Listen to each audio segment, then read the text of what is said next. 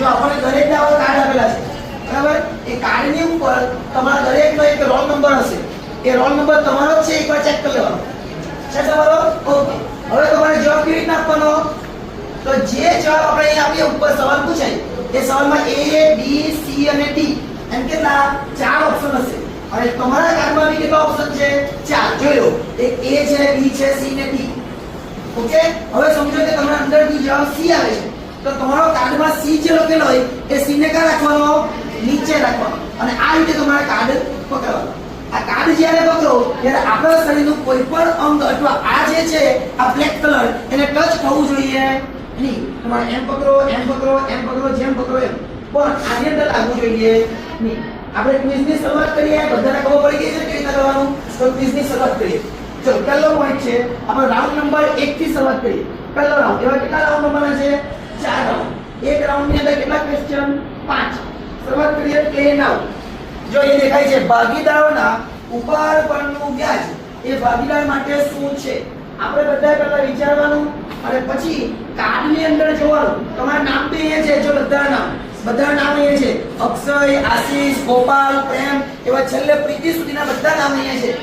તમારે શું કરવાનું છે, તમારે તમારો જે કાર્ડ છે એમાં જે જવાબ આવે ABCD માંથી જે જવાબ આવે એ જવાબને નીચે રાખવાનો. ઓકે, બધા કાર્ડ ઉપર કરીને તમારો જવાબ નીચે રાખો. આપણે સ્કેન કરીએ, તમારો કાર્ડ સ્કેન થઈ જાય એટલે ઉપર તમારું જે છે એ બ્લુ થઈ જશે.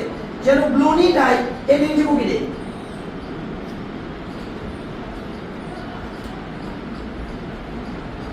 બ્લુ થઈ જાય એટલે નીચે મૂકી દે. કોઈનું બાકી રહી ગયું છે બ્લુ,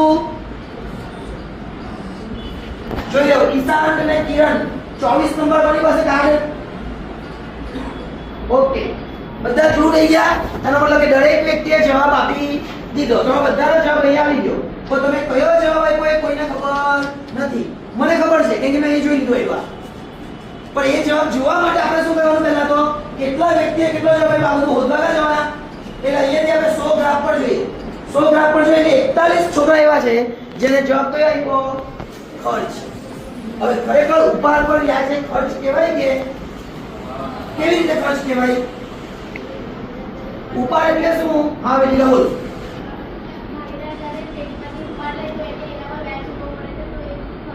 સરસ.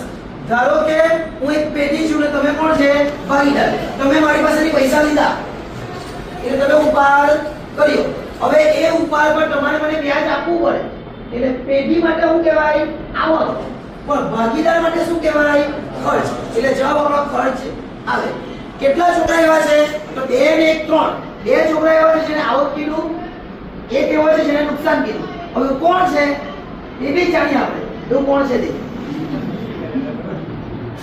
અહીંયા રિવીલ આન્સર પર જઈએ આપણે એટલે આપણને ખબર પડી જાય.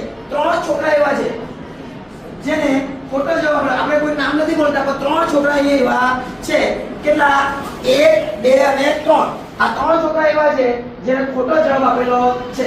જો આજે ભલે ખોટો આપ્યો, જવાબ સાચા કે ખોટા સાથે આપણને કોઈ મતલબ નથી, પણ સાચો જવાબ કયો છે કે આ 46 છે 46 ને આજે ખબર પડી જોઈએ. ભલે ભૂતકાળમાં ખોટું કહ્યું પણ ભવિષ્યમાં જો આ સવાલ પૂછાય, બોર્ડની પરીક્ષામાં જો આ સવાલ પૂછાય તો આ બાકીના 3 બી શું લખવાનું? ખર્ચ લખવાનું. આવી જાય તો આજે ભલે ખોટું કહ્યું પણ કાલે પૂછાય, પરમ દિવસે પૂછાય અને ગમે ત્યારે પરીક્ષામાં પૂછાય તો આ રીતે આપણે જવાબને સાચો કરી શકીએ. સવાલ છે A, B અને C ની મૂડીનું પ્રમાણ 3:2:1 હોય અને વેચણી પાત્ર નફો 1,32,000 હોય તો C ને કેટલો નફો મળે? બે વસ્તુઓમાં ધ્યાન રાખવાની. એ મૂડીનું પ્રમાણ છે કે નફા નુકસાનનું પ્રમાણ, આ એક વસ્તુ, અને નફો કેટલો આવેલો. આપણી ચોપડીની અંદર નફો 66,000 છે એટલે ઘણા બધા વિદ્યાર્થીએ જવાબ કેટલો આપેલો? 22,000. એવું નથી કે 22,000 ખોટો છે, અત્યારે 22,000 લોકો જવાબ આપેલો. હવે ખરેખર એક્ચ્યુઅલ જવાબ અત્યારે કેટલો આવે એ આપણે બધાએ જોવાનું છે. તો તમારે જે જવાબ આવતો હોય A 22,000, B 44,000, C 66,000 અને D 1,32,000. ધારો કે તમારો D જવાબ હોય તો D ને નીચે રાખવાનો, તમારો A જવાબ આવતો તો A ને નીચે રાખવાનો. આપણે સ્કેન કરીએ, ચાલુ કરીએ. જેનો કાર્ડ ઉપર આવી જાય ને કાર્ડને વારે નીચે વ્યવસ્થિત પકડે. જેનો કાર્ડ આવી જાય એ કાર્ડ નીચે મૂકી દે. આવી ગયા બધા? નિકિતા બાકી છે. ઓકે, બધાએ જવાબ આપી દીધો. આપણે એવું બી કરીએ કે આને બી હાઈડ કરવું હોય તો આપણે હાઈડ કરી શકીએ કે કોણે શું જવાબ આપ્યો નહીં ખબર પડે, પણ એક્ચ્યુઅલી રિવીલ તો કરવાના જ છે. એટલા માટે આપણો જવાબ સાચો છે કે ખોટો આપણે જે કોઈ લઈ જાય કે એટલી રાખેલું છે કે કેટલો તો વખત નામ જ આવે ને તમે સી કર્યો તો તમને ખબર નહીં પડે તમે શું કરેલું છે, તો અહીંયા તમને ખબર પડે તમે એ કર્યો મેં ડી આવી ગયો તો તમે કહે કે મેં તો એ કર્યો ડી આવ્યો. એટલા માટે એ રાખેલું છે કે સાચું ખોટું ડિફાઇન કરતું નથી. સાચું ખોટું આપણે હવે બતાવવાના. ચલો જોઈએ 100 ગ્રાફ ની અંદર 100 ગ્રાફમાં એવું કહેવા માંગે 10 છોકરાએ 22,000 રૂપિયા કીધા, જે મેં અત્યારે કહી ગયો છે. 44,000 કહેવા વાળા 23 છોકરા છે. 23 એનો મતલબ કે 46 માંથી 23 એનો મતલબ 50% ને 44 લાગતા છે. 66,011 જણા છે અને 1,32,000 વાળું કોઈ નથી. પણ સાચું યાદ કેમ રાખવાનું? આ 1,32 ને જોવાના. આ એક જવાબ કેવી રીતે જોઈતું? આ કયું છે? મૂડીનું પ્રમાણ છે. આપણે કયા પ્રમાણમાં વેચવું પડે નફો? નથી આપેલું તો કેવું પ્રમાણ કહેવાય? સરખું પ્રમાણ. એટલે 1,32,000 ભાગ્યા 3 કરવાના. 1,32,000 ભાગ્યા 3 એટલે કેટલા આવે? તો જવાબ 44,000 આવે. આપણે જોઈએ કેટલા છોકરાએ સાચો જવાબ આપેલો છે. લાલ વાળા બધા ખોટા છે. જેનું આ રેડ દેખાય છે એ રેડ જવાબ કેવો છે? ખોટો છે. પણ જો આવતીકાલની પરીક્ષામાં ફરીથી કહું કે ગમે ત્યારની પરીક્ષા પૂછાય તો મારે શું કરવાનું? અહીંયા જેટલા આપેલા હોય ને એને 3 વડે ભાગી દેવાનું. કેટલા વડે ભાગી દેવાનું? 3 વડે. હવે ધારો કે અહીંયા આપ્યા 40,000 તો 40 3 વડે પોઈન્ટમાં જવાબ આવે. ધારો કે 30,000 આપ્યા 30 ને ભાગે 3 વડે 10,000 તો અહીંયા 10,000 જે જવાબ આવે એટલે રકમ બદલાય તો કોઈ પ્રોબ્લેમ થાય નહીં. આપણને ખબર હોય કેવી રીતના કરવાનું છે. પણ બીજી રીતે પ્રશ્ન પૂછે. અહીંયા લખેલું હોય નફા નુકસાન ખાતું. તો આ 3:2:1 ના પ્રમાણમાં વેચવાનું. અહીંયા નફા નુકસાનનું પ્રમાણ લખેલું હોય તો અને સી નો ભાગ કેટલો? 1 એટલે 1,32,000 ગુણ્યા 1/6 કરવા પડે. 1,32,000 ગુણ્યા 1/6 કરે તો આપણો જવાબ આવી જાય. જો ત્યાં શું લખેલું હોય? નફા નુકસાન. એટલે કેવી રીતના પ્રશ્નો પૂછાય, કેવી રીતના જવાબ ઉપર ક્લિયર.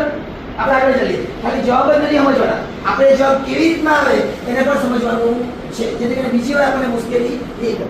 જ્યાં વ્યક્તિગત કૌશલ્ય મહત્વનું હોય ત્યાં પાઘડી ખાલી જગ્યા હોય. પાઘડી એટલે આપણી ઇજ્જત. જે માણસ પોતાનું જ મહત્વ સમજતો હોય ત્યાં ધંધાની ઇજ્જત કેટલી હોય? જ્યારે મારું જ મહત્વ સમજતો ત્યાં ધંધાની ઇજ્જત કેટલી હોય એ આપણે વાત કરવાની છે. તમને જે જવાબ લાગતો હોય એ જવાબને સ્કેન કરવા માટે આપણે તૈયાર છે. તમે બધા પોતાનો જવાબ ઉપર કરી દેજો.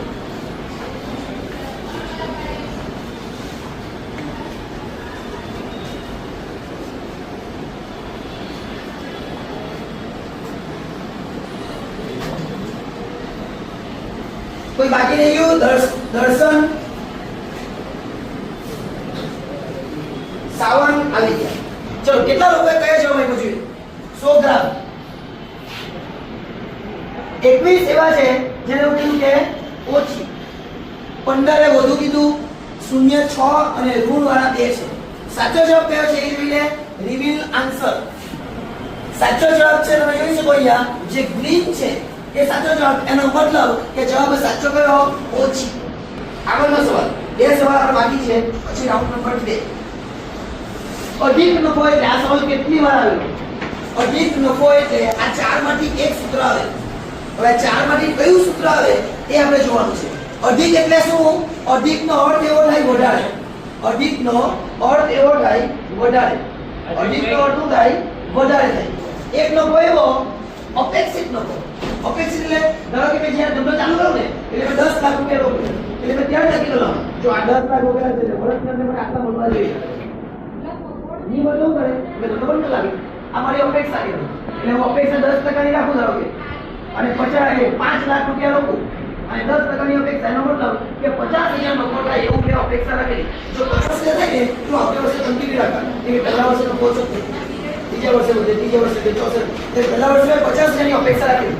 પણ ધારો કે આખું વર્ષ ધંધો ચલાવ્યો અને નફો થયો 70,000 તો અપેક્ષા કેટલી રાખેલી? 50,000. તો ખરેખર નફો કેટલો થયો? 70,000. તો એને કયો નફો કહેવાય? વધી ગયો ને 50 રાખેલી અને થઈ કેટલો ગયો એટલે તમને ખબર પડી કે બે વચ્ચેનો ડિફરન્સ બે વચ્ચેનો ડિફરન્સ આમાંથી કોણ બતાવે એ તમારે જોવાનું સ્કેન કરીએ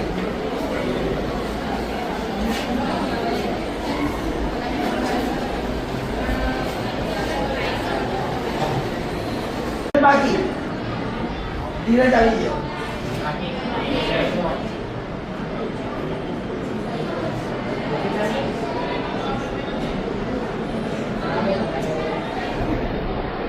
ધીરજ में બતાવે છે ઓકે ચલો એટલે પુનઃ મૂલ્યાંકન ખાતાને ખાલી જગ્યા ખાતા તરીકે ઓળખો ચાર ઓપ્શન છે મૂડી અનામત નફા નુકસાન ફાળવણી નફા નુકસાન હવાલા અને નફા નુકસાન હવે બે ખાતા છે માલ મિલકત નિકાલ ખાતાનું બીજું નામ સંપાદન ખાતું અને પુનઃ મૂલ્યાંકન ખાતાનું બીજું નામ કયું નફા નુકસાન હવાલા ખાતું આપણે જવાબ જોઈએ 100 ગ્રાફ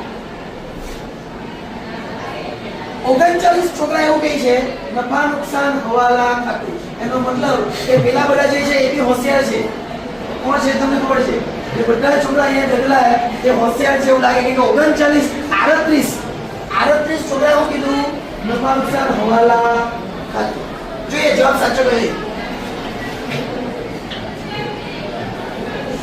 નફા નુકસાન હવાલા ખાતું ખાલી 4 કે 5 જણા એવા છે જેને આવડતું નથી એટલે ખોટું કહ્યું છે